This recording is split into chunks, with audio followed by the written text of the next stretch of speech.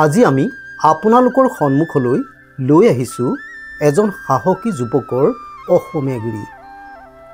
স্বাৱলম্বিতাৰ সুন্দৰ নিদৰ্শন দাঙি ধৰিবলৈ সক্ষম হোৱা যুৱকজনৰ নাম দিগন্ত লাহন। ঘৰ বিশ্বনাথ জিলাৰ গহপুৰৰ উত্তৰ ঘাঁহি গাঁৱত। দিগন্তই প্ৰথমে কেৰালাত কৰ্মসংস্থাপনৰ বাবে গৈছিল যদিও পৰৱৰ্তী সময়ত নিজ গৃহলৈ ঘূৰি আহি সৰুকৈ আৰম্ভ কৰিছিল এখন গাহৰি ফাৰ্ম। বছৰ বাগৰাৰ লগে লগে দিগন্তৰ সপোনে বাস্তৱত ৰূপ পালে। সম্প্ৰতি দিগন্তৰ ফাৰ্মত গাহৰি আছে 100ৰো অধিক, লোকেল মুৰ্গী আছে প্ৰায় 3000। তদুপৰি 2.5 বিঘা ভূমিৰে আগুৰা পুখুৰীত আছে বিক্ৰীৰ বাবে উপযুক্ত মাছ।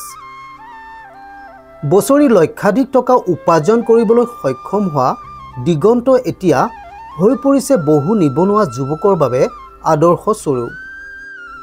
সততে গাহৰি পোহাত একাংশ যুৱকে পাই অহা বাধাৰ বিপৰীতে দিগন্তই কিন্তু পোৱা নাছিল কোনো ধৰণৰ বাধা বিঘিনি। বৰঞ্চ সমাজহিতৈষী নিবনুৱা সমস্যা অনুধাৱন কৰিব পৰা একাংশ লোকৰ পৰা পাবলৈ সক্ষম হৈছিল উৎসাহ উদ্দীপনা। আহকচোন দিগন্তই নিজৰ কৰ্মসংস্থাপনৰ ওপৰত কি মন্তব্য প্ৰকাশ কৰিছে এবাৰ শুনো। -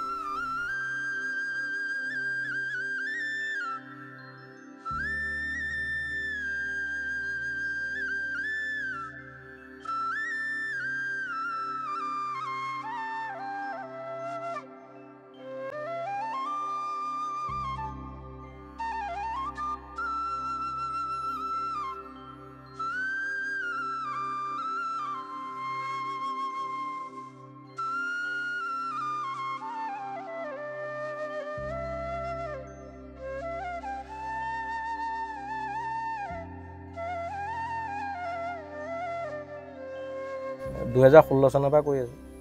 কেনেধৰণে মানে ক'বলৈ গ'লে -0 পৰাই আৰম্ভ। আৰু আপোনাৰ মা দেউতাৰ ছাপোৰ্টত বুলি ক'ব লাগিব। এতিয়া ছাপোৰ্ট দিবলৈ মিছেছো এতিয়া ছাপোৰ্ট দিয়ে, সহযোগিতা কৰে, বহুত সহযোগিতা বহুত কৰে। মানে এতিয়াতো মই বেছি মানে বাহিৰতেই কৰোঁ মানে যিকোনো কাম এটা মই বাহিৰতে কৰোঁ। তেওঁৱে গোটেইখিনি চোৱা চিতা কৰে আৰু মানুহ আছে, কৰা মানুহ আছে, তাৰ লগতে লাগি মেলি গাহৰিৰ উপৰি মাছ আৰু আপোনাৰ লোকেল মুৰ্গী আকৌ সোণালীও আছে। ইনকামটো আপোনাৰ চলি মেলি খাই মেলি থাকিবলৈ হয় আৰু মানে কি কাৰো ওচৰত হাত নপতেই চলি মেলি খাই থাকিব হয় আৰু। আমাৰ ইয়াত তেনেকুৱা কোনো নাই। আপোনাৰ সকলোৱে সাহসে দিয়ে, মানে তাত আমাৰ ইয়াত কোনো প্ৰব্লেম নাই তেনেকুৱা।